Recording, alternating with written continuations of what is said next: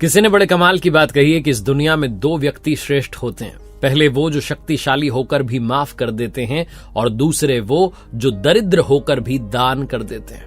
नमस्ते, मैं हूं आरजे कार्तिक। एक बड़ी छोटी सी कहानी है। एक गुरुकुल में 30 शिष्य पढ़ते थे। उनमें से एक शिष्य जो था, उसकी बहन की शादी होने जा रही थी और उसे छुट्टी चाहिए थी। वो अपने गुरुजी के पास गया और जाकर कहने लगा कि गुरुजी 3 महीने बाद जो है मेरी बहन का विवाह है, मुझे छुट्टी चाहिए और अगर कुछ मदद हो जाती। वो बात बात में कहने लगा कि शायद कुछ गुरुजी अपनी ओर से मदद कर दे। गुरुजी ने उस बात को आई गई कर दिया, टाल दिया।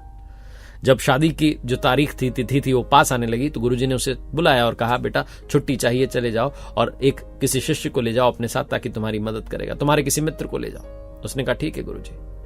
फिर से उसने वो कहा कि गुरुजी कुछ मदद हो जाती है। गुरुजी ने बात को आई गई कर दिया। जब दोनों शिष्य निकलने लगे तो बुलाकर कहा, ये 5 अनार ले जाओ, यात्रा में काम आ जाएंगे। दोनों शिष्य निकल गए।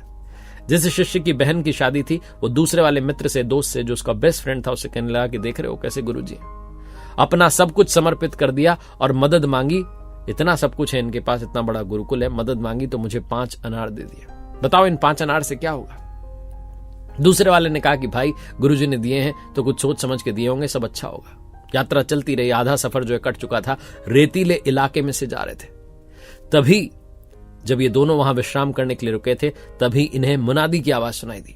राजा का एक व्यक्ति आकर के ढोल बजा करके चिल्ला चिल्ला करके कह रहा था कि क्या किसी के पास में अनार हैं।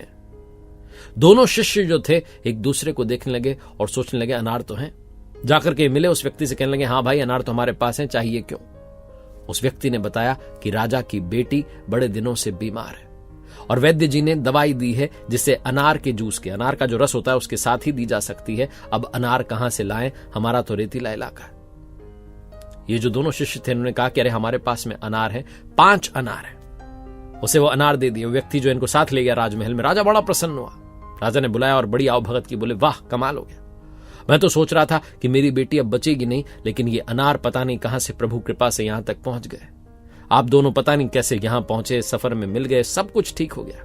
बताइए मैं कैसे आपकी सेवा करूं। जिस शिष्य की बहन का विवाह था उसने कहा बस हमें जाने की आज्ञा दीजिए, मेरी बहन का विवाह है, मुझे वहां पहुंचना है।